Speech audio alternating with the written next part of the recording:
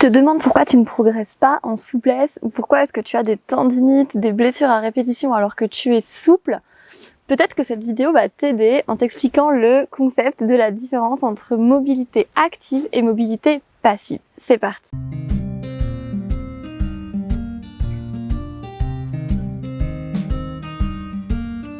Donc déjà, qu'est-ce que c'est la mobilité? C'est la capacité à se mouvoir dans toutes les directions, toutes les amplitudes sans restriction. Et souvent, on va venir un peu faire un amalgame entre mobilité passive et mobilité active.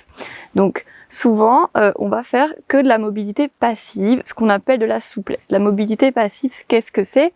C'est quand tu vas par exemple faire la pince debout en yoga, quand tu es debout et que tu laisses ton corps pencher vers l'avant, ça va être la gravité qui va t'emmener dans cette mobilité.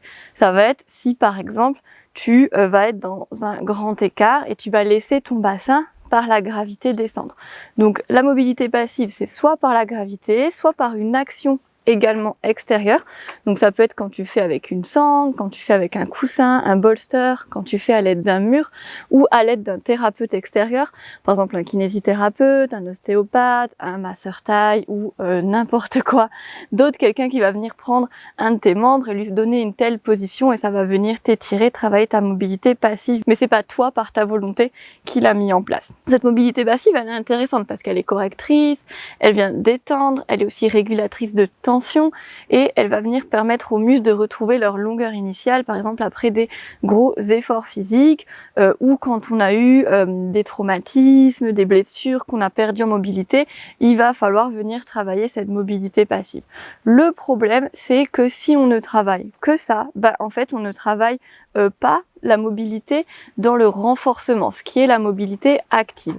La mobilité active, c'est quand par exemple, moi toute seule, je vais venir contracter mes muscles, lever le bras et je vais le lever le plus haut possible et ça va dépendre à la fois du coup de ma mobilité passive d'épaule, que quelqu'un me prenne la main et me monte, mais ça va aussi dépendre de mes muscles qui vont me permettre de lever le bras. Parce que peut-être que si par exemple j'ai une faiblesse motrice au niveau de mon bras, si quelqu'un me le lève, il va pouvoir aller faire un grand cercle. Mais si moi j'ai pas de force, ça va pas pouvoir monter.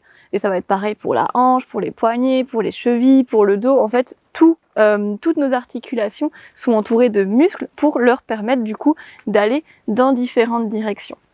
Ce qui est super intéressant dans le concept de la mobilité active, c'est que ça va être décidé par le système nerveux volontaire. Donc c'est toi qui décides, ok, j'ouvre la main, je ferme la main. Et ça va se rapprocher plus de ta vie du quotidien, de tes gestes du quotidien, parce que dans ta vie de tous les jours, c'est toi qui décides de te baisser pour attraper quelque chose ou de lever le bras pour mettre un truc dans ton placard. Cette mobilité active, elle va également permettre de gainer tes articulations, de les protéger, de permettre que tu travailles sans venir casser dans tes articulations en allant à fond parce que tu veux aller plus loin dans ta souplesse, dans ta flexibilité passive en te laissant aller. Là, la mobilité active va te permettre d'y aller dans le contrôle, dans la protection et de travailler dans les muscles et non pas dans les articulations. Parce que les articulations, si on vient travailler que au niveau osseux, qu'on se laisse aller, par exemple qu'on laisse ses coudes se tendre, qu'on fait que des choses où on se laisse tomber par la gravité et qu'on n'est jamais dans un gainage, un renforcement, une protection de l'articulation, on peut avoir des déchirures, on peut se faire des tendinites à répétition, avoir un état d'inflammation, des entorses, etc. Donc c'est super important pour une bonne santé articulaire, qu'elle soit à la fois mobile, mais à la fois tonique, gainée. Donc ce que je te propose, c'est qu'on voit ensemble une petite séance de 15-20 minutes où je t'ai préparé plusieurs exercices qui vont venir travailler cette mobilité active. C'est parti.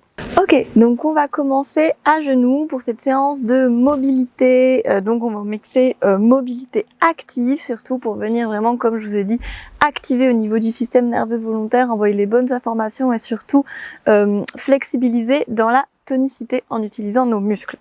Donc on va commencer sur les genoux, vous mettez les mains devant vous pour être plus ou moins à quatre pattes, on a juste les fesses soulevées.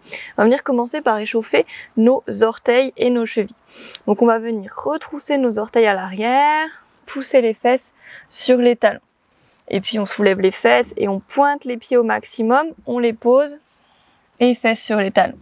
Et on alterne comme ceci. Donc pied flex, on essaye de bien flexer jusqu'aux petits orteils, on pousse les fesses sur les talons et pied pointe. On n'hésite pas à mettre un petit support sur les genoux si au niveau des rotules c'est désagréable, ou de retourner le tapis. On va faire ça encore une fois, pied flex à fond et pied pointe à fond.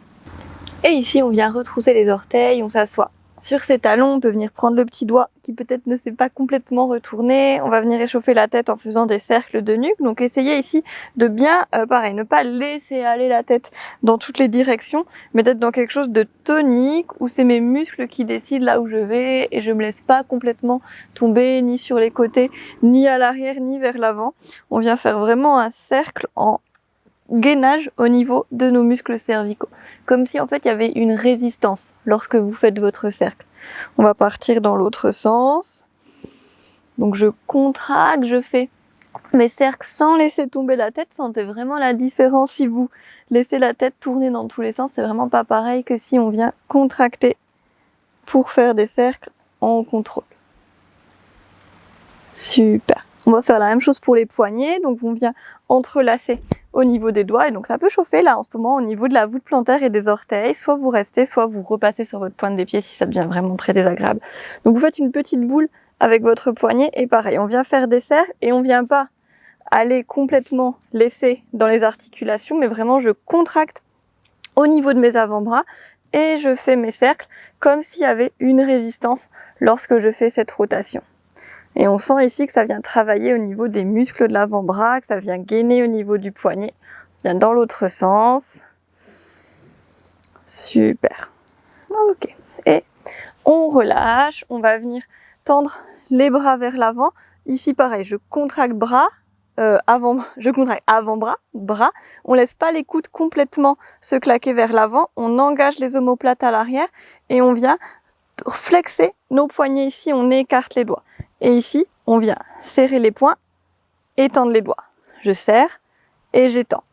Et je répète plusieurs fois pour venir muscler les muscles des bras, les muscles des poignets. Je continue d'engager mes omoplates à l'arrière, de me grandir, de l'espace entre les épaules et les cervicales, sans que ça chauffe dans les avant-bras. On continue. Souvent, ce qui se passe quand on fait du yoga, c'est qu'on a mal aux poignets parce qu'on a beaucoup de postures, on appuie sur les poignets et c'est des zones, poignets, avant-bras, doigts qui sont pas assez musclés. En général, quand on a des métiers qui sont pas manuels ou tout ça, on peut avoir des faiblesses et on a tendance à laisser le poids s'écraser dans les articulations et c'est là où on peut avoir mal. Donc là, vraiment un petit exercice pour renforcer au niveau de cette zone. Ça doit chauffer maintenant au niveau de vos avant-bras et vous relâchez. On peut venir poser les mains vers l'avant, retrousser les orteils, on expire, on monte en chien tête en bas. Donc on pousse les fesses vers le ciel, on pousse les mains dans le sol, on repousse avec le petit doigt et le pouce, on laisse pas le poids s'écraser. Ici on va faire l'exercice du bear walk, ça veut dire la marche de l'ours. Donc on va venir avec les mains marcher petit à petit vers les pieds, hop, et puis on déroule petit à petit la colonne avec les genoux pliés. On arrive debout et on repart en bas. J'enroule la colonne, vertèbre après vertèbre, je pose les mains. J'avance, hop, jusqu'à arriver en planche. Et je repars. Les mains vers les pieds, hop, je déroule. Ici, je mobilise ma colonne et puis je m'enroule par la tête.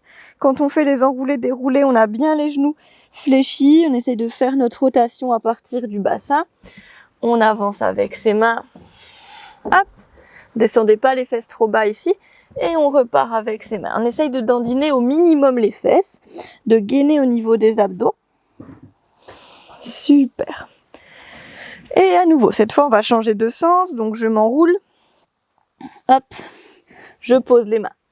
Elles avancent, j'arrive en planche et cette fois, c'est les pieds qui vont venir cheminer vers mes mains.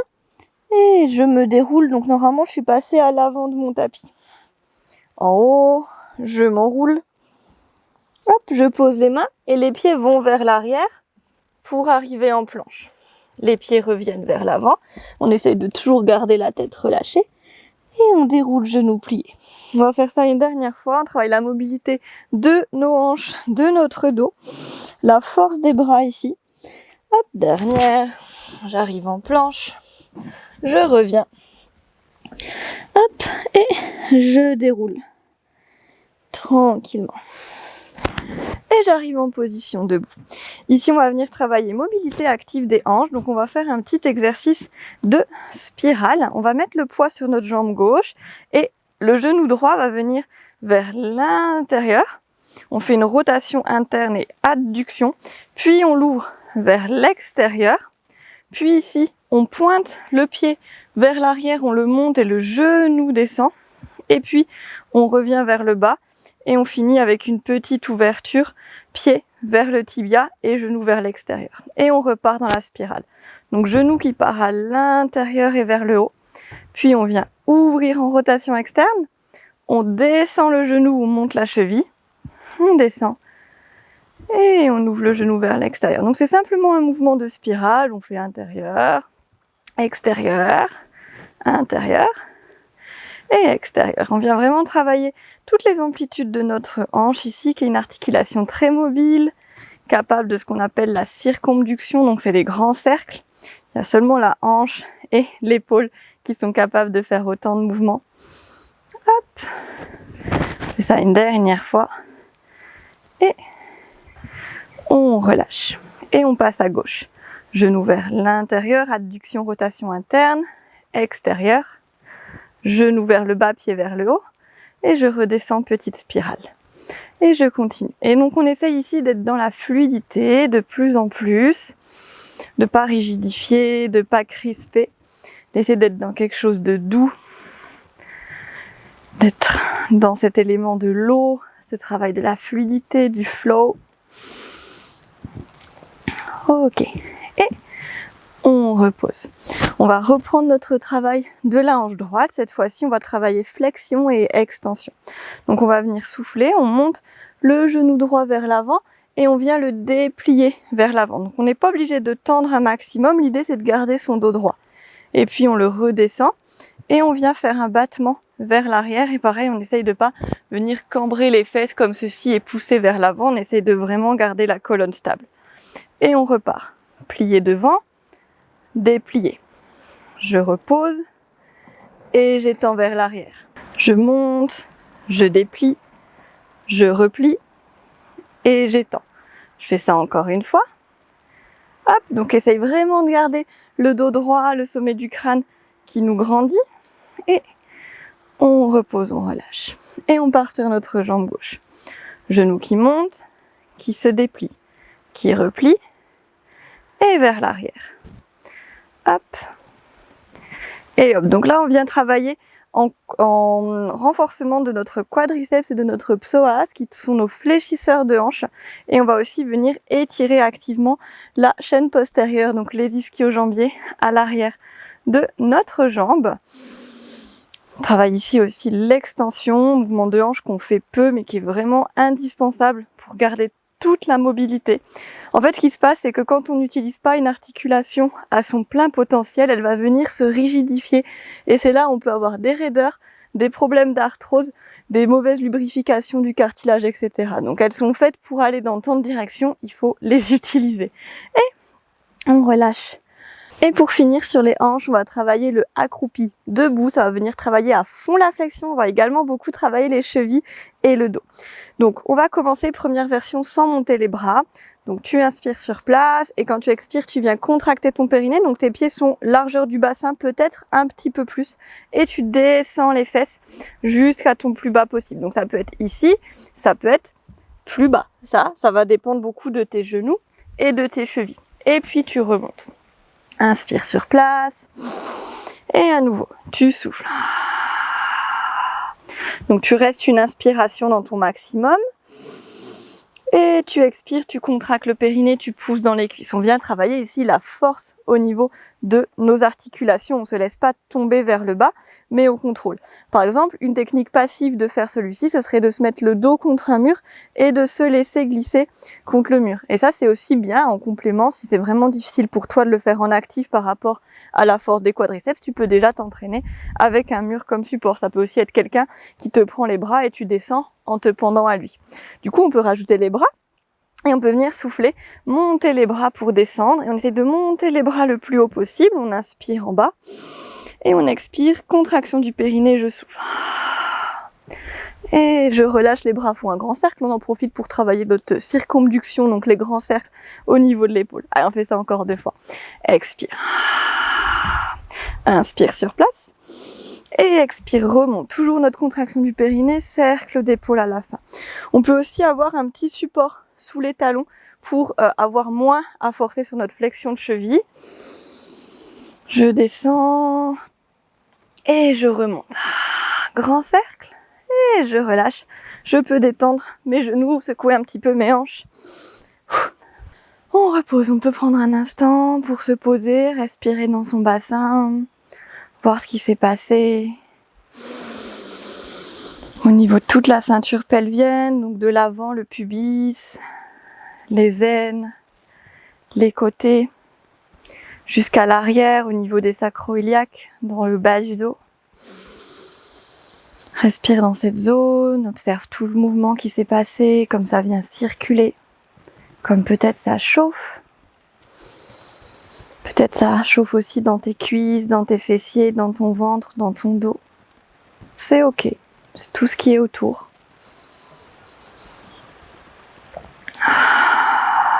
Ok, une dernière grande respiration dans ton bassin.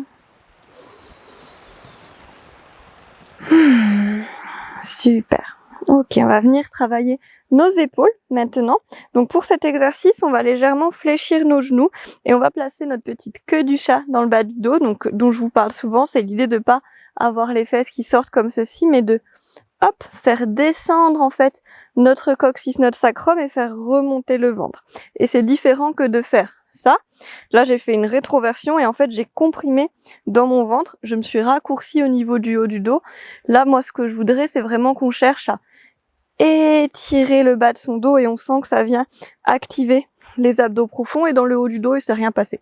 On est juste étiré et les fesses ne sont pas serrées.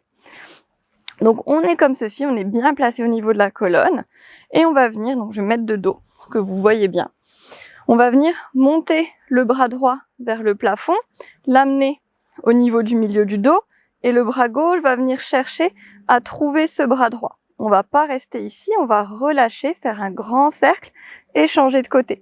Donc le bras gauche vient vers le haut, le bras droit vers le bas et il cherche à se rencontrer au niveau des omoplates. C'est les bras en fait de la posture de Gomukhasana, la posture de la tête de vache, si vous avez déjà pratiqué dans mes cours de yoga ou dans d'autres. Mais là, on essaye de le faire en mode actif. Donc de pas rester, mais d'aller activement avec notre volonté et nos contractions musculaires dans cette position. Si vos doigts se touchent pas, c'est évidemment ok. L'idée, c'est d'aller chercher une rotation externe avec une épaule et une rotation interne avec l'autre. Et on a aussi ce grand mouvement de cercle entre les deux qu'on peut vraiment utiliser pour étirer ses doigts, chercher de la hauteur. Donc on détend les traits du visage. On essaye de pas cambrer ni dans le haut du dos, ni dans le bas du dos, de garder le regard vers l'avant. Si on est en apnée, c'est que c'est pas ok, c'est qu'à un moment donné, on est trop fort. On n'est pas dans la conscience du mouvement. Et là, j'échauffe à fond mes épaules, je travaille leur mobilité, je vais de plus en plus loin. Super. On fait ça une dernière fois de chaque côté. Essaye d'aller au maximum en actif. Est-ce que tes doigts peuvent venir dans la direction l'un de l'autre? Et tu relâches. On peut à nouveau ici fermer les yeux, faire des petits mouvements d'épaule. Les rouler dans un sens, dans l'autre pour les détendre. Ok, et on relâche. On va travailler maintenant l'extension des épaules, l'ouverture de la poitrine avec le mouvement, j'appelle ça le shark, le requin. Je sais pas trop pourquoi, je fais ça une fois. Donc on entrelace ses doigts ici et on va venir donc toujours genou fléchi, petite queue du chat. Et ici, j'amène mes coudes vers le haut comme si j'allais en fait, bam, avec un marteau ou une hache donner un coup. Mais moi, j'essaie vraiment de monter vers le haut et j'amène le poing dans le milieu du dos. Je monte les coudes et je sens que ça vient ouvrir au niveau de mes aisselles, de ma poitrine. Et je relâche. Et donc on sent que si on contrôle pas, on aurait envie que ça fasse ça, que quand j'amène mes poings vers l'arrière, ça me fasse bomber et creuser au niveau du dos. Mais là du coup c'est plus mes épaules qui travaillent, c'est mon dos. Et nous on cherche vraiment ici à travailler au niveau des épaules. Donc on garde le dos là où il est, on garde les fessiers ancrés, les genoux légèrement pliés et on maintient. Et tout ça c'est de la conscience corporelle, sentir qu'est-ce qui bouge, qu'est-ce qui est maintenu. Et ici, je travaille mon extension d'épaule, j'essaye de monter mes coudes le plus possible, de tracter le poing vers l'arrière le plus possible. On sent que ça travaille dans le milieu du dos aussi. Ok, dernière, on va rester un petit peu. Ok, chaque cycle respiratoire, tu essayes de descendre un petit peu plus le poing, de monter un peu plus les coudes, tout en maintenant le bas de ton dos. Sens comme ça fait du bien, que ça ouvre la poitrine, que ça allège la respiration. Et on relâche, on détend, on peut secouer un peu les bras, secouer les épaules. Hop, ok, super. On va faire un dernier exercice du coup pour cette mobilité active. Donc en fait tous ces exercices on peut un peu les faire soit comme une pratique, soit un peu comme un échauffement à d'autres exercices qui vont demander plus de la souplesse passive, de la force, etc. Donc c'est des super échauffements, mais à la fois c'est aussi des pratiques en tant que telles. Donc ici, on va venir expirer, on descend dans une pince. Donc vous connaissez la descente, hein, si vous suivez mes vidéos, c'est je pousse mes fesses à l'arrière, je garde le dos droit, menton rentré, et je descends les mains vers le sol. Ici, je vais venir avancer les mains et je vais retrouver mon chien tête en bas. Ok.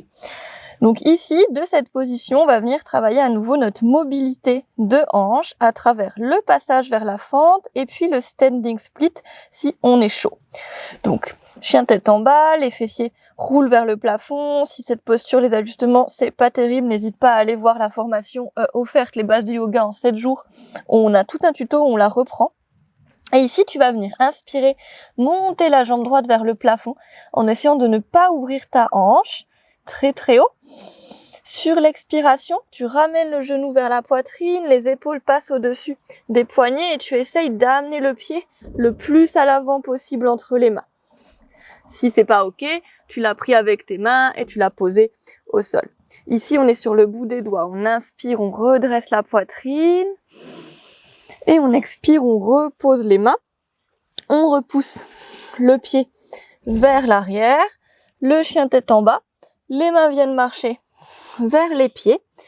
Et puis ici, je vais venir monter la jambe droite à nouveau. Donc je suis en pince et je monte ma jambe droite. Standing split. Je relâche la tête.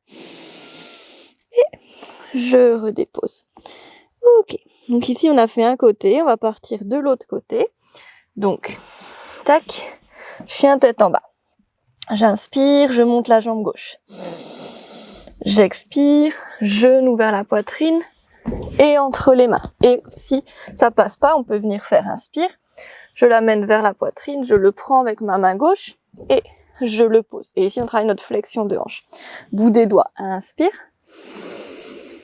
et expire. Repose les mains, retrouve planche, puis la pince en marchant avec les mains. Et puis on inspire, on monte la jambe gauche le plus haut possible, le front vers le genou droit. Et on relâche. Ok, on va essayer de faire ça encore 2 fois de chaque côté. Donc, avance avec tes mains. Trouve ton chien tête en bas. Première posture. Inspire, monte jambe droite. Expire, fente basse. Inspire, redresse sur le bout des doigts sans relâcher complètement le bassin. Expire, planche. Pince debout. On amène les mains vers les pieds. Et inspire, monte la jambe droite. Expire, relâche. Les mains vers l'avant. chien tête en bas. Celui-là, il est plus difficile. Hein. N'hésite pas à ralentir la vidéo ou à pas faire toutes les options. On n'est pas obligé de faire le standing split, par exemple. Donc, inspire, j'ai monté ma jambe gauche. Expire, je l'amène entre les deux mains. Je travaille ma flexion active. Bout des doigts, inspire, redresse la poitrine. Expire, planche et pince. Inspire, standing split, monte jambe gauche. Le front vers le genou droit. Relâche. Dernière fois de chaque côté. Chien tête en bas. On pousse bien les fesses au plafond. Inspire, jambe droite qui flotte. Expire, elle avance. Inspire, bout des doigts, redresse le cœur. Expire, planche et pince. Donc ici, on a aussi l'exercice du bear walk qu'on a fait au début de la séance. Inspire, monte jambe droite, front vers genou gauche et relâche. Et peut-être tu peux sentir qu'au fur et à mesure, ça s'assouplit, ça se fluidifie. On est en chien tête en bas et on fait une dernière à gauche. Inspire. Expire, fente. Inspire, redresse le cœur. Expire, planche, pince. Et inspire, jambe gauche. Et relâche complètement. Tu peux venir attraper tes coudes. Relâcher ta tête vers le sol, te bercer tranquillement. Détendre ici le dos, les épaules.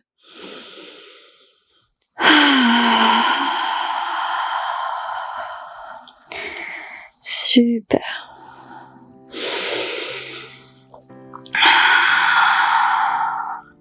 Et puis tu peux venir poser les mains au sol, poser les genoux au sol, écarter tes genoux, t'asseoir sur tes talons. On va finir en étirant par la position de l'enfant. J'inspire, je monte les bras. Et j'expire, je plonge à l'avant. Je cherche à amener mes mains loin devant et je repose ma tête. Prends quelques grandes respirations ici, à laisser l'air voguer dans ton dos.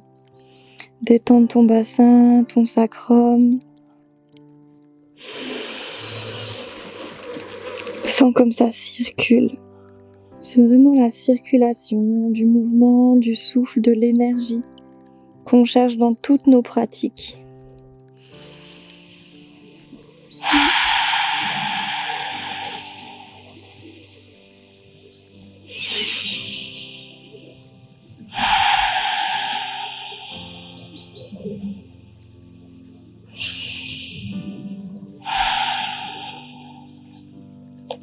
Et puis tu ramènes les mains, tu te redresses.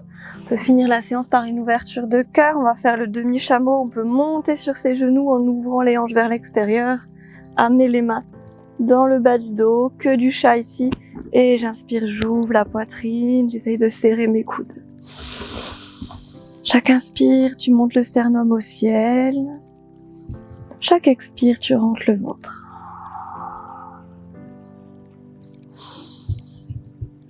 Garde le menton rentré.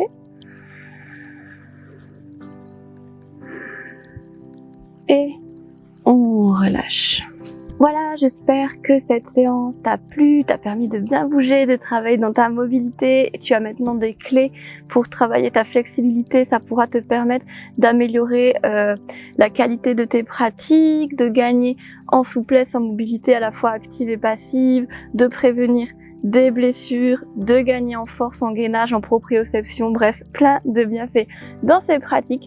N'oublie pas de liker la vidéo et de laisser un commentaire pour me dire ce que tu en as pensé, quel a été ton exercice préféré, et de t'abonner à la chaîne, ça m'aide beaucoup à continuer à proposer ces contenus. Je te dis namasté, passe une très belle journée et à bientôt.